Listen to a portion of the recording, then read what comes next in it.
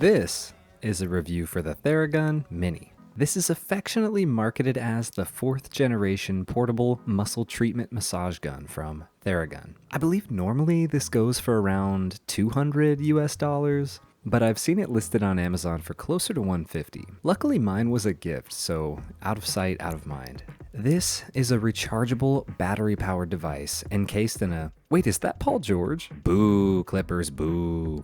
Anyway, what you're getting is the massager itself, which is mostly a plastic shell with the standard ball attachment on the piston. Then, you also get the charger and the soft zippable case.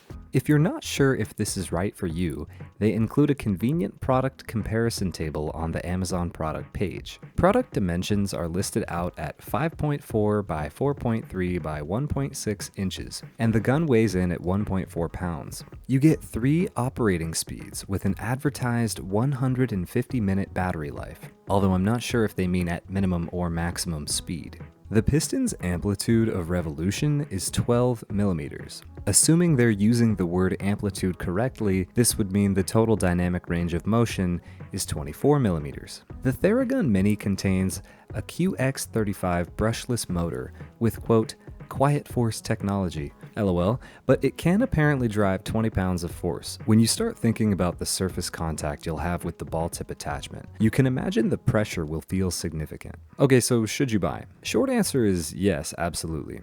I know I said I got this as a gift, but honestly, even for $200, this feels worth it to me. I really think most people don't take certain key aspects of their fitness, like stretching and compression, seriously enough, and I think everyone can benefit from frequent use of a device like this. Also, once you experience the unbridled ecstasy this thing can bring your calves, oh my god. So if that's all you needed to hear, then please click off and go place the order. If you need more convincing, stick around for the long answer. Let's talk about operation. The device only does a few things: charges, powers up and down, and changes speed. Charging is as simple as plugging in or unplugging. Power is toggled by holding the button for 1 or 2 seconds, and speed is cycled by pressing the button repeatedly once it's powered on. One of the major pros compared to other massage guns is obviously the size. It's small and naturally lighter as well, but it still has an extremely satisfying density to it that just makes you want to hold it. And the best part of it being small isn't as much for storage as it is the ergonomics. It fits perfectly in my hand grip-wise, which is complemented by the fresh matte finish, and it's light enough I'm able to contort it in any which way I need to hit the spot. The Mini has 3 speed settings: 1750, 2100, and 2400 RPM. I've never rigorously timed myself using the thing, but I can tell you from my experience, you will get multiple hours on a charge for sure if you're using the minimum setting. For the longest time, I could only stand running on the minimum anyways. It just hits too good, what can I say? And only recently have I been man enough to crank it up. After you shut it down, you'll notice you can usually crank the motor 1/2 or full revolution before it locks up. This is fairly common for electric motors, so don't freak out. As far as charge time, it's hard to say, especially given how batteries degrade over time. But even after over a year of use on this guy, if I absolutely need to get a session in, I can plug it in for, 30 minutes, and have enough juice to massage whatever I need. I want to make the comment that while not tremendously loud, the Theragun Mini isn't truly stealth mode either. This is especially true once you crank it up to the maximum speed.